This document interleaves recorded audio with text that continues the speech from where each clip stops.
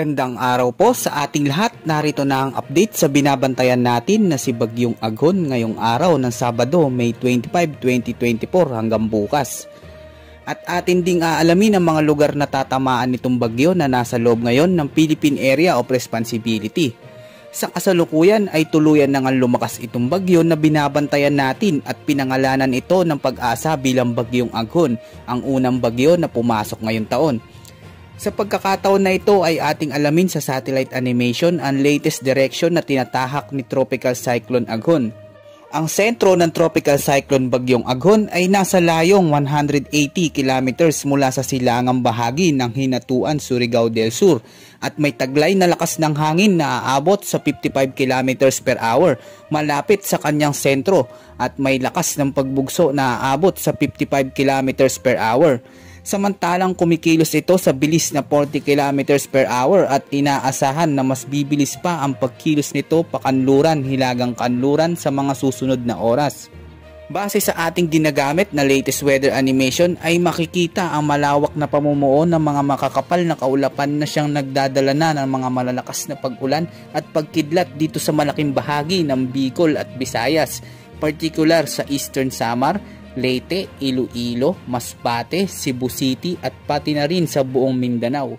Inaasahan naman na mas titindi pa ang epekto nito ngayong hapon at gabi dahil sa direktang pagtama nito lalo na sa malaking bahagi ng Eastern Visayas at malaking bahagi ng Mindanao.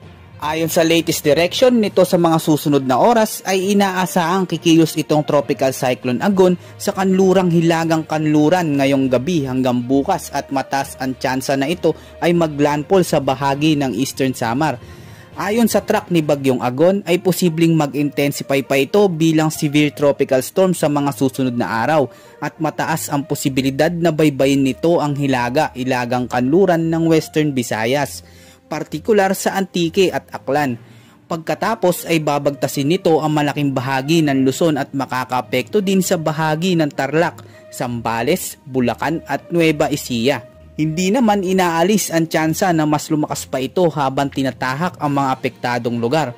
Sa ngayon ay itinaas na sa signal number 1 ang malaking bahagi ng Mindanao, particular sa Dinagat Island, Surigao del Norte at Northern Surigao del Sur. Habang sa Luzon naman, signal number 1 din sa Eastern Camarines Sur, Eastern Albay at Catanduanes. Asahan naman bukas na mas marami pa ang mga lugar na magkakaroon ng malalakas na pag-ulan na sinasamahan ng malalakas na pagkidlat dulot ng Bagyong Aghon sa kalupaan ng Cagayan, Isabela, Nueva Vizcaya at sa bahagi ng Ilocos Norte.